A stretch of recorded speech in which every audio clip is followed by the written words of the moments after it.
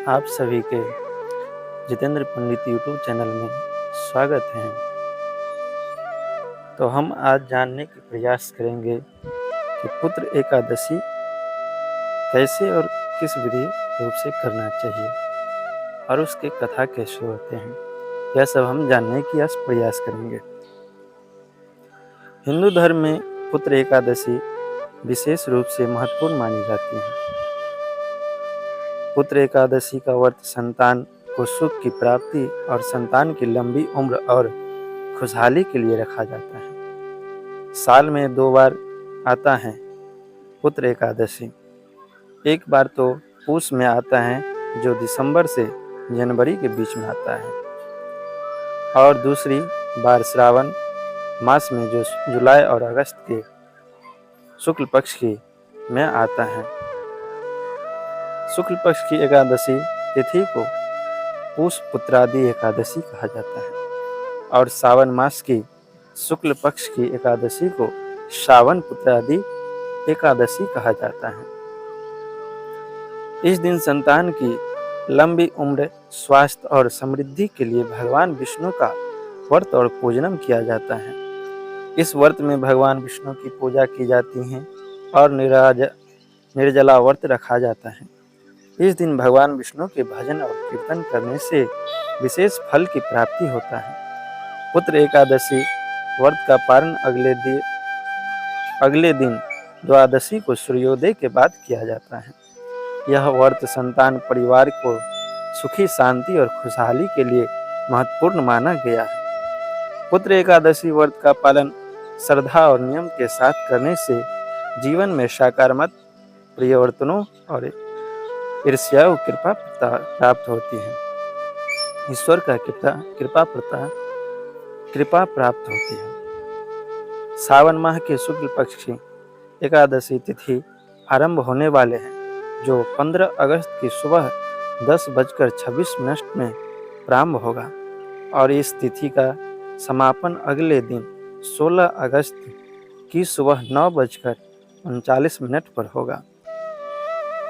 उदया तिथि के अनुसार सावन पुत्र एकादशी 16 अगस्त को मनाई जाएगी और इसी दिन सावन पुत्रादि एकादशी व्रत रखा जाएगा। व्रत का पारण अगले 17 अगस्त को लिए किया जाएगा। यह दिन सुबह 5:51 से लेकर सुबह 8:05 के बाद व्रत खोल सकते हैं। अब हम कथा में प्रवेश करते हैं। द्वापर युग के आरंभ में महिष्मती नाम की एक नगरी थी। इस नगरी में महिजीत नाम का एक राजा राज्य करता था। महिष्मती राज्य की प्रजा अपने राजा से प्रसन्न थी, पर वही राजा हमेशा उदास रहा करता था। राजा की उदासी कारण उनका संतान सुख से वंचित होना था। संतान सुख की प्राप्ति के लिए राजा ने उनको उपाय के लिए, लेकिन राजा को संतान सुख की प्राप्ति हो पाई। एक दिन राजा ने राज्य के सभी ऋषियों, मुनियों, सन्यासियों को, विद्वानों को बुलाया और संतान प्राप्ति के लिए उपाय पूछे। और राजा की बात सुनकर ऋषियों ने कहा कि राजन, आप पूर्व जन्म में एक व्यापारी थे और आपने श्रावण मास की एकादशी के दिन आपने तालाब से जल पीती हुई एक गाय को जल में ही पानी में मार दिया, जिसके कारण उस गाय ने तुम्हें संतान न होने का श्राप दिया। ऋषि मुनियों ने बताया उपाय। इसके बाद सभी ऋषियों ने कहा कि हे राजन, यदि आप और आपकी पत्नी पुत्र एकादशी का व्रत रखें तो इस श्राप से मुक्ति मिल सकती है, जिसके बाद आपको संतान सुख प्राप्ति हो सकती है। यह सुनकर राजा ने अपने पत्नी के साथ मिलकर पुत्र एकादशी का व्रत रखने का संकल्प लिया।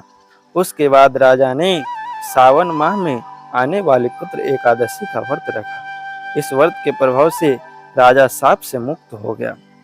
राजा रानी को हुई पुत्र रत्न की प्राप्ति। इस व्रत के प्रभाव से कुछ समय बाद राजा और रानी को एक तेजस्वी पुत्र प्राप्ति हुई। पुत्र एकादशी के व्रत से संतान पाकर राजा बहुत प्रसन्न हुआ और तभी से वे प्रत्येक एकादशी का व्रत करने लगे। धार्मिक मान्यता के अनुसार जो कोई भी साधक पूरे मन और श्रद्धा से के साथ पुत्र एकादशी का व्रत करता है तो इस व्रत का कथा और पढ़ता या सुनता है, भगवान विष्णु की उसकी सभी मनोकामनाएं पूर्ण हो जाती हैं।